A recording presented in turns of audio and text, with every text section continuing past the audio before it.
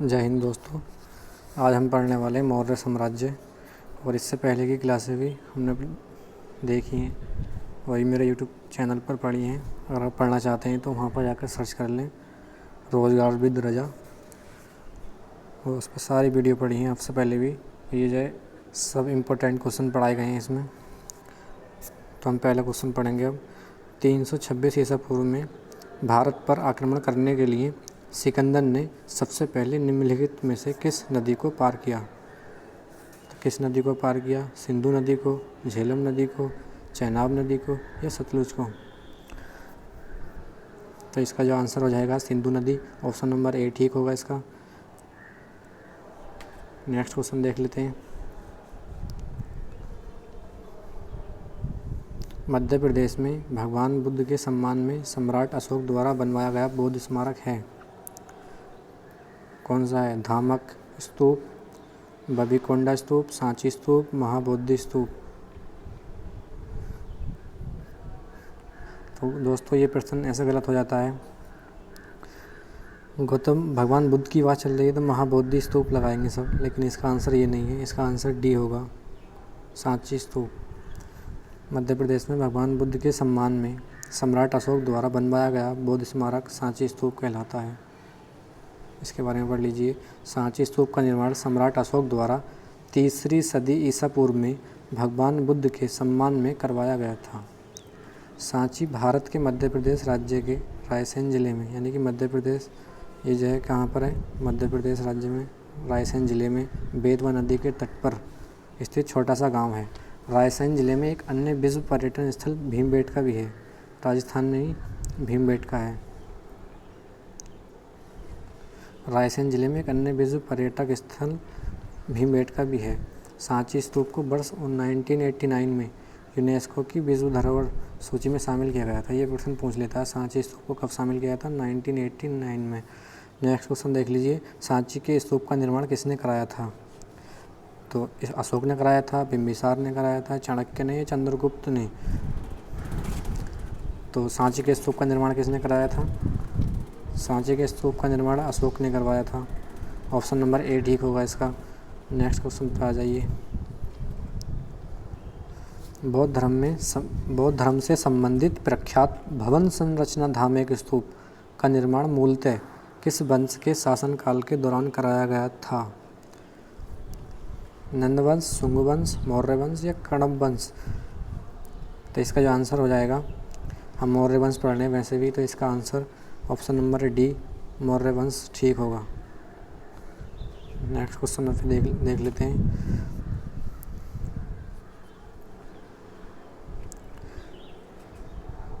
बौद्ध संरचना धामेक स्तूप कहाँ पर है? सारनाथ में, सांची में, कोणार्क में, महाबलीपुरम में? धामेक स्तूप जो है कहाँ पर है? सारनाथ। ऑप्शन नंबर ए ठीक होगा इसका। सारनाथ में स्थित है धामेक स्तूप। नेक्स्ट क्वेश्चन देखिए। तृतीय बौद्ध परिषद का आयोजन किसके द्वारा कराया गया था? ये कह रहा है तृतीय बौद्ध परिषद का आयोजन किसके द्वारा कराया गया था? चंद्रगुप्त के, हर्षवर्धन के, अशोक के या कनिष्क के? तो इसका जो आयोजन कराया गया था ऑप्शन नंबर सी अशोक के समय कराया गया था, ये वाला। नेक्स्ट क्वेश्चन देख लीजिए। इसके बारे में थोड़ी जानकारी देख लेते हैं। तृतीय बौद्ध परिषद संगीति का आयोजन 250 ईसा पूर्व में अशोक के द्वारा पाटलिपुत्र में कराया गया था। इसकी अध्यक्षता मोगलीपुत्र तिस्क द्वारा की गई थी। 3री बौद्ध संगीति है। अध्यक्षता किसने? मोगलीपुत्र तिस्क ने की थी, पाटलिपुत्र में हुआ था। विरुद्ध कठोर नियमों का प्रतिपादन करके बौद्ध धर्म को स्थायित्व प्रदान करना था। नेक्स्ट क्वेश्चन देख लीजिए। चंद्रगुप्त मौर्य वंश के संस्थापक थे। भारतीय इतिहास में उनके शासन के बारे में निम्नलिखित में से कौन सा कथन गलत है? कौन सा कथन गलत है? उन्होंने सिकंदर अलेक्जेंडर से मुलाकात की और उनकी सेना में शामिल हुए ताकि मैसेडोनियम युद्ध कौशल को सीख सके। ये बात तो ठीक है। ऑप्शन नंबर तो ये तो सही है। तो बैरम खां उनका सबसे अच्छा सहयोगी, संरक्षक और मार्गदर्शक था। ये बात गलत है बिल्कुल। तो इसका आंसर जो है ये वाला हो जाएगा, ये गलत है। नेक्स्ट क्वेश्चन देख लीजिए, इसके बारे में आपको बता दूँ थोड़ा। मौर्य राजवंश का संस्थापक चंद्रगुप्त मौर्य था। चंद्रगुप्त मौर्य को प्रथम अखिल भारतीय साम्राज्य की स्थापना का श्रेय दिया जाता है। नेक्स्ट क्वेश्चन, अशोक तर्कसिद्ध रूप से प्रारंभिक भारत के सबसे प्रसिद्ध शासक थे जिसने कलिंग पर विजय प्राप्त की। समुद्रगुप्त, चंद्रगुप्त, प्रभावती गुप्त या चंद्रगुप्त द्वितीय। तो इसका आंसर जो होगा चंद्रगुप्त मौर्य। चंद्रगुप्त मौर्य थे। ऑप्शन नंबर बी ठीक होगा इसका। नेक्स्ट क्वेश्चन देख लीजिए,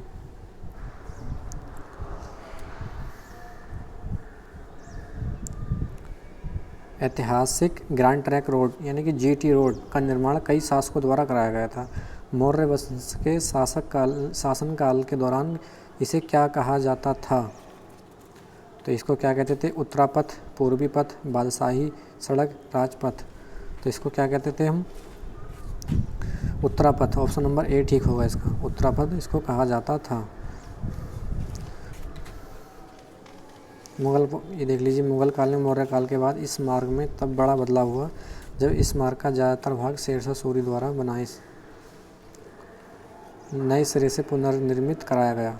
सासाराम अपने गृहनगर के साथ आगरा तथा अपनी राजधानी को जोड़ना। शेरशाह के देहांत के बाद इस सड़क का नाम सड़क ए आजम उनके नाम पर समर्पित कर दिया गया।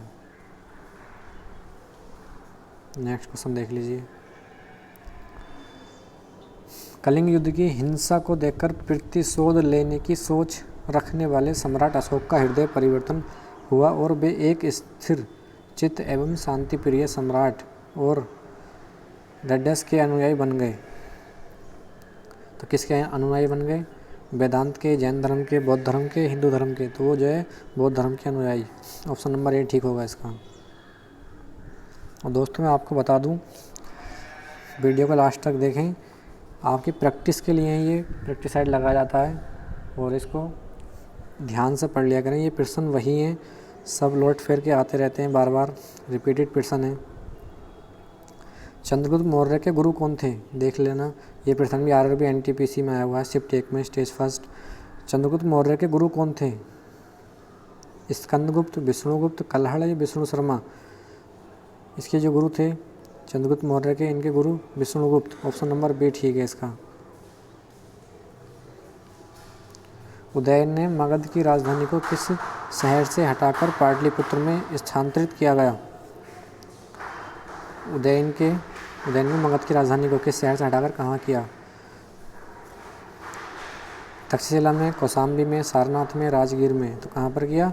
राजगीर में। ऑप्शन नंबर डी ठीक होगा इसका। आप भी जो है क्वेश्चन के इन क्वेश्चनों के आंसर लगा कर देखें कितने सही होते हैं, उनसे पता चल जाता है हमारी तैयारी कैसी है। और कमेंट में बताएं कितने गलत हुए। निम्नलिखित में से कौन सी पुस्तक मेगास्थनीज ने लिखी है? मेगास्थनीज की पुस्तक कौन सी लिखी हुई है? हर्षचरित, मालविकाग्निमित्रम, याज्ञवल्क्य, इंडिका। तो मेगास्थनीज द्वारा कौन सी लिखी है? इंडिका। ऑप्शन नंबर सी ठीक होगा इसका, इंडिका मेगास्थनीज द्वारा लिखी गई है। इसके बारे में देख लीजिए, हर्षचरित किसने लिखी है? बाणभट्ट ने। हर्षचरित बाणभट्ट ने। मालविकाग्निमित्रम कालिदास की पुस्तक है। अशोक के प्राचीनतम प्राप्त अभिलेख निम्नलिखित में से किस लिपि में लिखे गए हैं? खरोष्टी में, हड़प्पाई में, देवनागरी में, ब्राह्मी में। तो अशोक के जो अभिलेख लिखे गए हैं ब्राह्मी लिपि में लिखे गए हैं।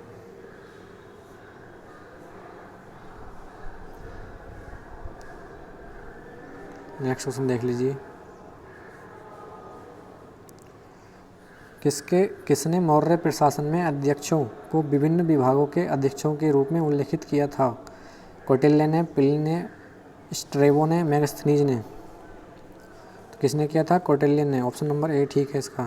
नेक्स्ट क्वेश्चन देख लीजिए, सम्राट अशोक ने बुद्ध धर्म के आदर्शों के प्रचार के लिए धर्म प्रचारकों को दूर दराज के स्थानों पर भेजा ताकि लोग भगवान बुद्ध की भिक्षाओं तथा अपने जीवन को प्रेरित कर सकें। इन धर्म प्रचारकों में उनका पुत्र कौन था एवं पुत्री कौन थी?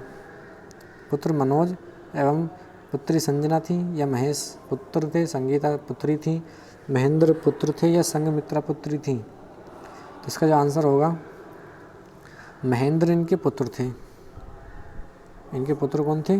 महेंद्र, और इनकी पुत्री संघमित्रा। तो ऑप्शन नंबर सी ठीक होगा इसका।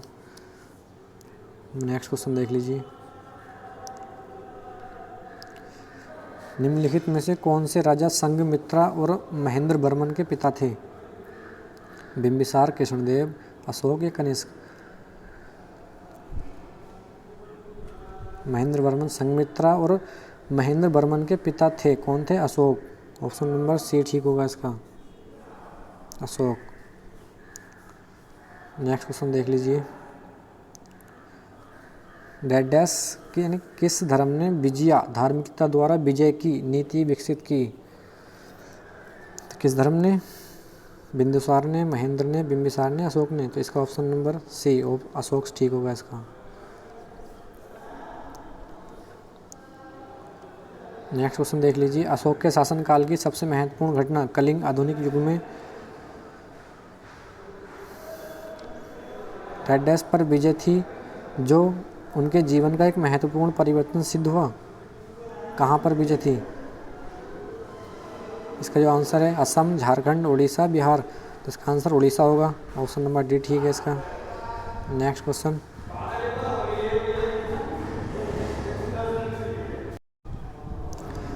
नेक्स्ट क्वेश्चन देखिए। अशोक ने डैश के युद्ध के बाद बुद्ध उपदेशों को अपना लिया था? अशोक ने किस युद्ध के बाद बुद्ध के उपदेशों को अपनाया था?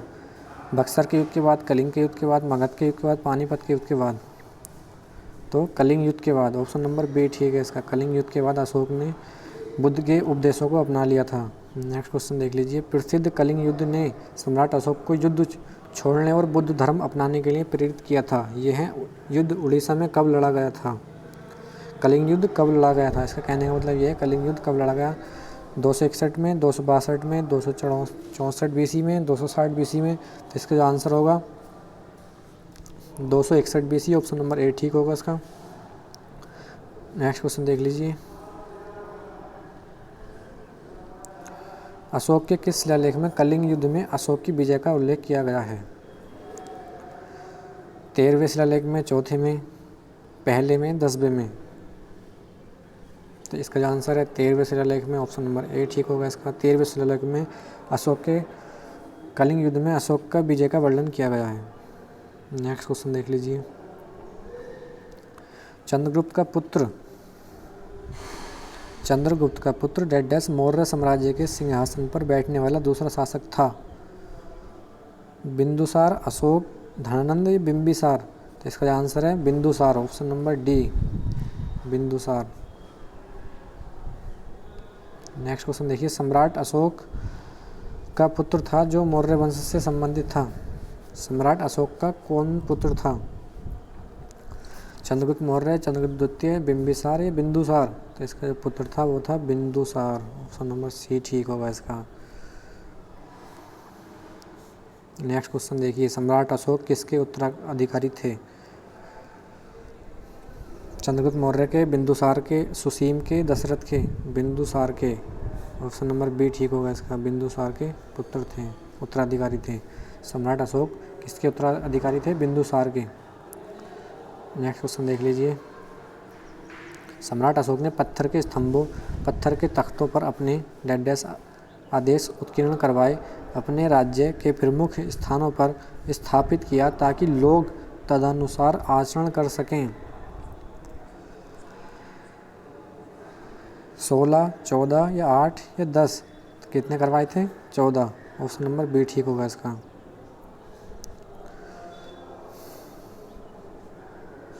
अशोक महान किस वंश से संबंधित थे?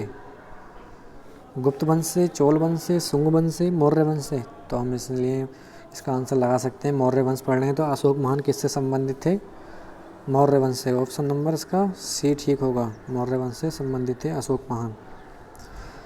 महान सम्राट अशोक किस वंश के थे? फिर वही क्वेश्चन, जो है रिपीटेड क्वेश्चन है, प्रश्न जो है घुमा के पूछ लेता है कैसे भी। कौन से वंश के थे? मौर्य वंश के। ऑप्शन नंबर ए ठीक हो जाएगा इसका। मौर्य साम्राज्य की राजधानी थी? मगध, पाटलिपुत्र, नालंदा, तक्षशिला। तो मौर्य साम्राज्य की राजधानी क्या थी? Option number B, Pataliputra. Next question देखिए, कौटिल्य का अर्थशास्त्र में हमें डैश प्रशासन के बारे में जानकारी देता है। कौटिल्य का अर्थशास्त्र में हमें किसकी जानकारी का प्रशासन का मिलता है? गुप्त का, मौर्य का, प्रतिहार का, राष्ट्रकूट का। तो इसका जो ऑप्शन नंबर बी ठीक होगा, मौर्य का। मौर्य प्रशासन के बारे में जानकारी देता है।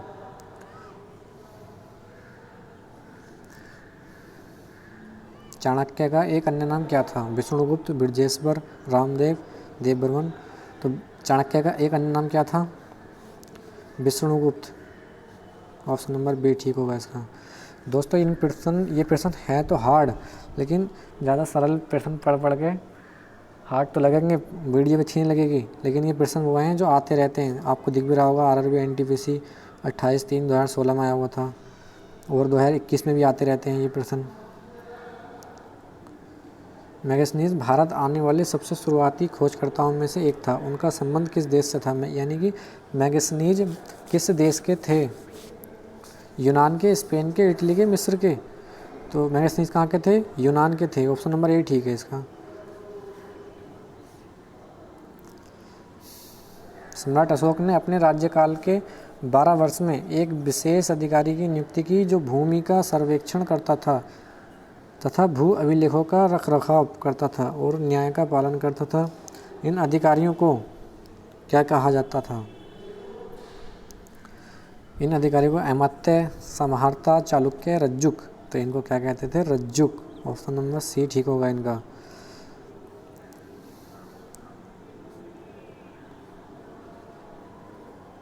नेक्स्ट क्वेश्चन देख लीजिए, आगे 141। किस राजा की कहानी मुद्राक्षस नाटक का विषय है?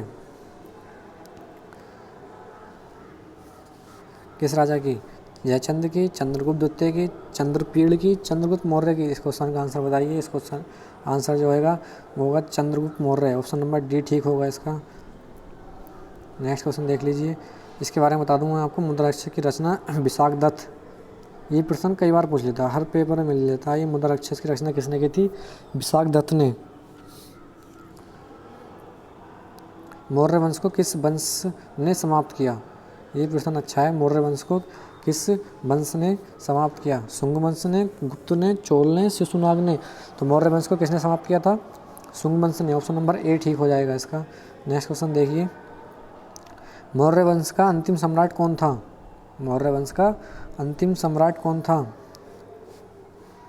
अशोक, शतधन्वन, चंद्रगुप्त या बृहदत्त? तो इसका जो अंतिम सम्राट था वो था बृहदत्त। ऑप्शन नंबर सी ठीक होगा इसका। नेक्स्ट क्वेश्चन देख लीजिए, अब हम पढ़ने वाले हैं मौर्योत्तर काल, पोस्ट मौर्यन पीरियड। किस मुगल भारतीय राजवंश ने अपने शासकों के चित्र वाले सिक्के जारी किए? तो इसका आंसर बताइए। पेशवा वंश ने, राष्ट्रकूट वंश ने, पांड्य वंश ने, सातवाहन वंश ने। किसने किए? सातवाहन वंश ने। ऑप्शन नंबर सी ठीक होगा इसका, सातवाहन वंश ने। नेक्स्ट क्वेश्चन देख लीजिए, दिए गए विकल्प में से कौन सा कथन सही नहीं है, कौन सा कथन गलत है? बौद्ध धर्म ग्रंथ पाली भाषा में लिखे गए थे। ये बात तो बिल्कुल ठीक है, पाली भाषा में लिखे गए थे। गौतम बुद्ध का जन्म स्थान नेपाल में स्थित है। ये भी सही है, नेपाल लुम्बिनी में हुआ था गौतम बुद्ध का जन्म। उपगुप्त ने अशोक को बुद्ध धर्म अपनाने के लिए प्रेरित किया। ये बात भी ठीक है, उपगुप्त ने प्रेरित किया। चरक गौतम बुद्ध के निजी चिकित्सक थे। ये बात गलत है, तो इसका आंसर क्या होगा? डी। Option number D. इसके बारे में आपको दिखा दूँ मैं। जीवक बुद्ध के जो निजी चिकित्सक थे वो जीवक थे, इसलिए वाला प्रश्न गलत हो गया। कनिष्क किस वंश से संबंधित थे? कनिष्क किस वंश से संबंधित थे? चोल से, पल्लव से, मौर्य से, कुषाण से। तो किस वंश से थे संबंधित? कुषाण वंश। Option number C. Next question देख लीजिए, कनिष्क डैश वंश का सम्राट था। फिर वही प्रश्न रिपीट कर रहे हैं, किस वंश का सम्राट था कनिष्क? गुप्त का, चेर का, चोल का, कुषाण का। तो कनिष्क जो था कुषाण वंश का सम्राट था। शक युग आरंभ हुआ था 58 ईसा पूर्व में, 78 ईसा पूर्व में, सन 58 ईसा पूर्व में, सन 78 ईसा पूर्व में। तो शक युग जो आरंभ हुआ था वो हुआ था सन 78 ईस्वी में। 78 ईस्वी में, इसका ध्यान रखना, ईस्वी में, ये ईसा पूर्व है इसलिए गलत हो रहा है, तो इसका ध्यान रखना। 78 ईसा पूर्व में शक प्रारंभ हुआ था। इसके बारे में और मैं आपको दिखा दूँ, ऊपर वाले प्रश्न में दे रखा है इसके बारे में। 78 ईस्वी को शक युग, 78 ईस्वी को शक युग का आरंभ भी माना जाता है। इसके शासनकाल में चौथी बुद्ध संगीति कुंडलवन कश्मीर में बौद्ध वसुमित्र की अध्यक्षता में हुई थी। नेक्स्ट क्वेश्चन देख लीजिए। शक युग आरंभ हुआ था 78 ईसा पूर्व, इसका आंसर ये डी सही हो जाएगा। नेक्स्ट क्वेश्चन देखिए। कुषाण राजाओं में सबसे मशहूर राजा थे जो कुषाण राजवंश में तीसरे शासक थे। कुषाण में सबसे मशहूर जो थे वो कृतवर्मा, कृतदेवराय, कौटिल्य, कनिष्क। वो कौन थे? कनिष्क थे। ऑप्शन नंबर डी ठीक होगा इसका। नेक्स्ट क्वेश्चन देख लीजिए। ईसा पूर्व 1.5 शताब्दी की शुरुआत में कुषाणों ने भारत की उत्तर पश्चिम सीमा पर अपना अधिकार स्थापित किया। पहली, तीसरी, चौथी, दूसरी। तो इसका जो आंसर हो जाएगा ऑप्शन नंबर सी, पहली। नेक्स्ट क्वेश्चन देख लीजिए। उड़ीसा के उदयगिरी से हाथी गुफा शिलालेख कलिंग के राजा खारवेल, महेंद्र, बिंबिसार, अशोक ने लिखा था। किसने लिखा था? तो इसका जो सही आंसर होगा वो ऑप्शन नंबर ए, खारवेल ने लिखा था। तो दोस्तों कमेंट करके बताइए वीडियो कैसी लगी। वीडियो अच्छी लगी हो तो वीडियो को लाइक कर दें, शेयर कर दें और ऐसी वीडियो पाने के लिए चैनल को सब्सक्राइब कर लें, बेल आइकन को दबा दें। और पैट का एग्ज़ाम आ ही गया है लगभग 15-16 तारीख में, तो सभी अपनी तैयारी अच्छे से करें और रिवीजन करते रहें, प्रैक्टिस सेट लगाते रहें। Thank you.